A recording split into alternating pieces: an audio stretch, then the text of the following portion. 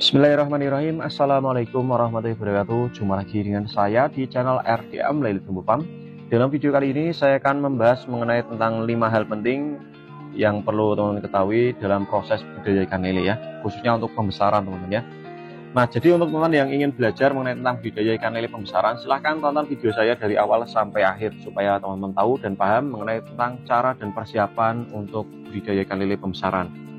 Nah, hal yang pertama yang harus teman-teman perhatikan dalam proses budidaya ikan lele pembesaran adalah persiapan kolam ya. Karena dalam persiapan kolam ini rata-rata dari teman-teman saya lihat ya yang membeli bibit tempat saya tanya mengenai tentang ukuran, jumlah kolam. Rata-rata mereka menjawab hanya mempunyai 1 atau 2 kolam saja. Nah, lalu apa yang harus kita ketahui mengenai tentang kolam ini? Nah, yang pertama adalah ketika kita memulai dalam proses budidaya ikan lele, kita harus mengetahui jumlah kolam minimal itu berapa, ya. Jadi ada beberapa jenis kategori ya teman. Jadi yang saya bahas mengenai tentang 2 kategori adalah kategori hobi, usaha ya, ataupun usaha atau bisnis ataupun hobi tadi ya. Kalau hobi biasanya mereka jarang memperhatikan namanya proses penyetiran dan lain sebagainya. Pokoknya yang penting mereka pelihara dan seneng-seneng aja lah ya. Nah, berbeda jika untuk kelas usaha. Kalau teman-teman jalurnya di kelas usaha ataupun ingin menekuni benar-benar, maka teman-teman harus mempersiapkan kolam paling enggak setidaknya itu 2 atau 3 kolam minimal itu ya. Nah, lalu untuk kolam ini sendiri kita sesuaikan ya. Nanti kalau kita tebar bibit itu kita sesuaikan ukuran kolamnya itu berapa meter ya. Misal kita ingin membangun kolamnya itu dari awal rencananya itu 2x3 misalnya. Lalu kita harus memplanning. Nanti 2x3 ini kita tebar berapa ribu ekor untuk 2 kolam ataupun 3 kolam. Jadi kita harus membaginya nanti ya. Misal ya ada 3 kolam. Kita tebar di 5.000 ekor. Jadi 5.000 ekor itu dibagi 3 ya. Nah, setelahnya kita harus melakukan persiapan mengenai tentang pemilihan bibit ya. Hal yang kedua yang harus teman-teman perhatikan adalah pemilihan bibit yang bagus ataupun berkualitas. Nah, untuk teman-teman ini hal penting, walaupun terkadang teman-teman jarang memperhatikan.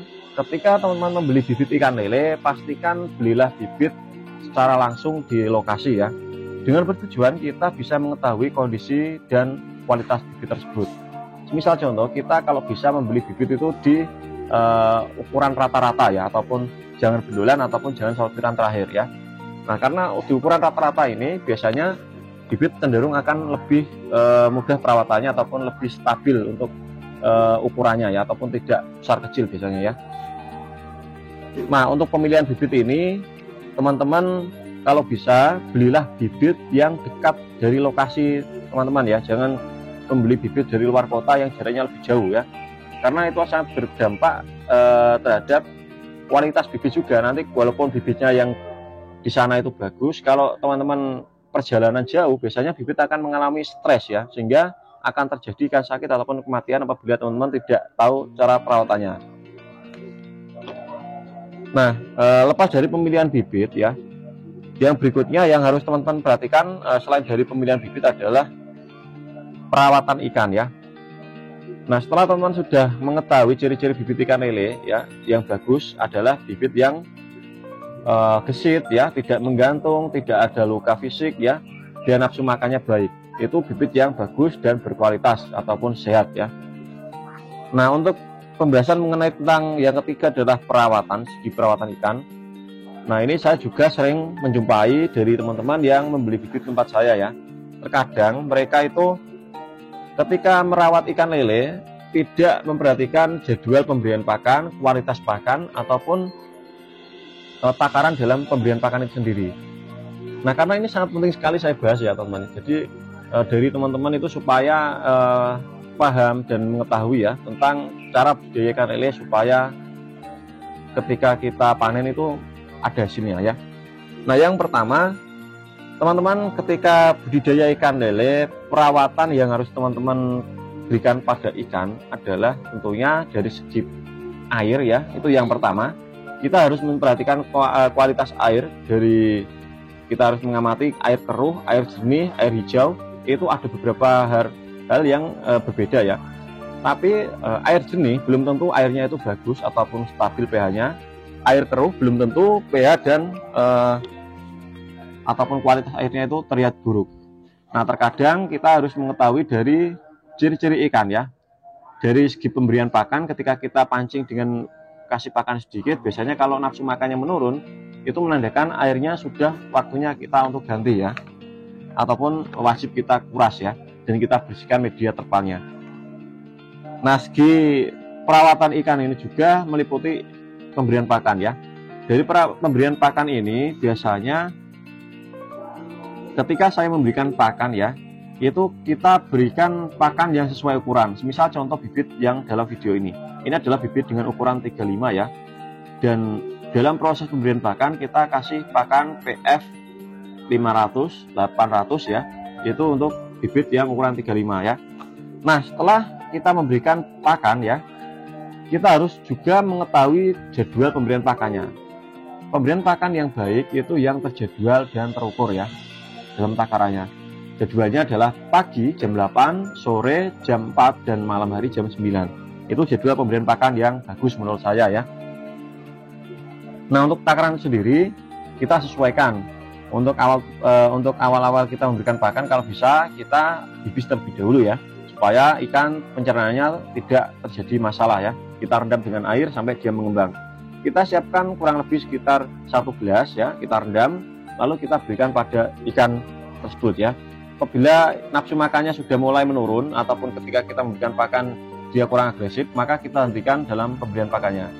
Nah, itulah cara dalam pemberian pakan yang cukup ya, tidak berlebihan dan juga tidak kurang ya. Nah, dalam proses pemberian pakan ikan ini ada hal yang harus teman-teman ketahui. Ikan lele memang ikan yang bisa diberikan pakan segala, misal ya. Kalau kita suka, pasti ikan lele juga mau ya.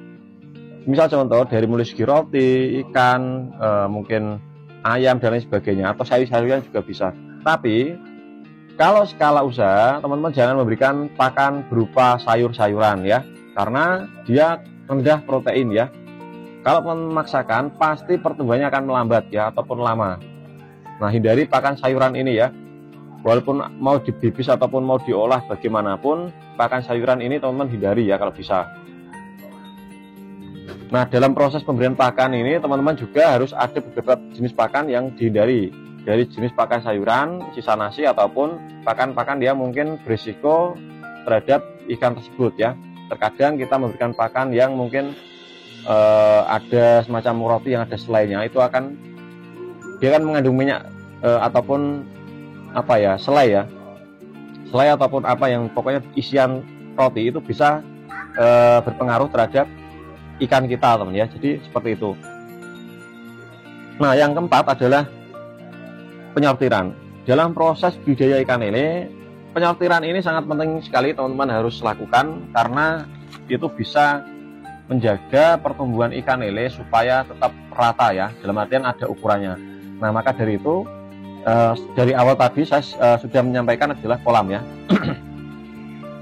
Ketika kita mempunyai 3 kolam, dalam proses penyortiran ini nanti kita mendapatkan 3 ukuran, kecil, sedang, dan juga besar ya. Tapi dalam proses penyortiran ini juga teman-teman harus ada hal yang diperhatikan. Ketika kita melakukan proses penyortiran, kita lakukan proses penyortiran pada pagi ataupun malam hari, karena jadwal tersebut jadwal yang bagus untuk kita lakukan penyortiran. Nah, dalam proses penyortiran sebaiknya kita mengetahui tata caranya. Ketika kita ingin melakukan proses penyortiran, sebaiknya jangan kita memberikan pakan pada ikan tersebut ya. Misal pagi hari kita ingin sortir, sebelum kita kasih pakan kita harus sortir terlebih dahulu. Barulah setelah kita sortir, 1 jam kemudian kita kasih pakan pada ikan lele ya. Nah, begitu pun kalau malam hari kita jangan memberikan pakan terlebih dahulu, dan juga pastikan ikan dalam kondisi yang sehat. Jadi seperti itu teman-teman ya. Jadi teman-teman harus memahami tentang tata cara dalam proses penyortiran tersebut teman-teman ya.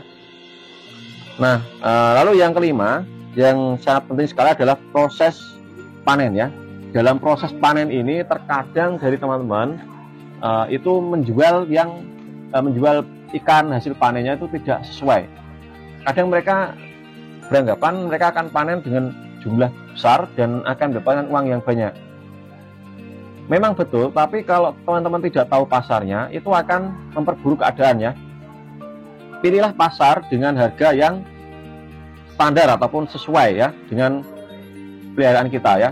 Rata-rata kita misal ya harga pasar 25.000, untuk harga jual di Tengkulak itu kita harus di angka 20.000 ya. Ataupun minim-minimnya itu 19.500 ya, minim-minimnya ya. Dan mungkin sekian video dari saya. Semoga video ini bermanfaat untuk teman-teman. Dari video ini saya akhiri dengan kata Assalamualaikum warahmatullahi wabarakatuh. Dan apabila ada suatu kesalahan kata dalam video ini, saya mohon maaf yang sebesar-besarnya untuk teman-teman ya.